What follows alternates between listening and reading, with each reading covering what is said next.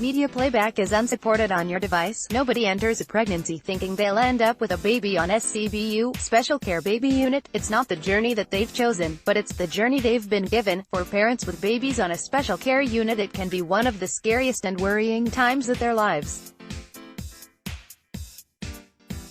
But at Wrexham Malor Hospital, they make sure when a baby is ready to go home, they mark the occasion in a positive way. An end-of-treatment bell has taken pride of place on the unit. Nurses and staff on the ward along with the baby's family read out a verse and ring the bell to mark the end of treatment, an occasion where there isn't a dry eye, according to the ward's manager Karen Hughes. Theo Shaw was born 12 weeks early, weighing just 2 pounds 11 ounces, 1.2 kilograms. He spent more than 2 months in intensive care. For his mother Amanda Shaw, 40, from Wrexham, it was a very, very worrying time. He had chronic lung disease, which is very common in premature babies. It was quite traumatic seeing Theo with all these tubes and things helping him to breathe. Amanda and her husband Stephen, who also have a daughter Amy, 21, and son Ethan, 10, were the first to ring the bell. I started to choke a little bit because I was like, this is really happening, because you don't truly think it's going to happen until it does. It gives you such a rush. It's such an amazing feeling because it signifies Theo's journey and ended his treatment.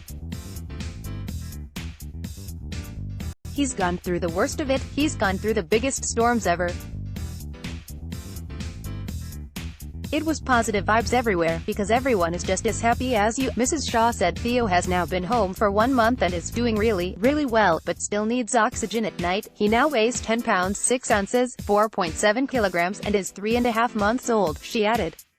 Louise Jones, 35, from LLAY is in the unit with her daughter Shelby Lou, who was born almost 2 months early, weighing just 1 pound 11 ounces, 765 grams. It's something to look forward to and know that you can hit that milestone and that achievement. And then you can start a new beginning, she said. Karen Hughes said the ceremony of the bell ringing is an amazing achievement when you've cared for these babies and you see them going off the ward.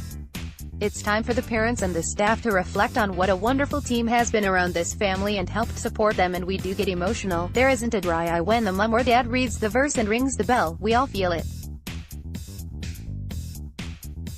The bell was donated by the End of Treatment Bells organization, set up by Tracy Payton and her husband Phil.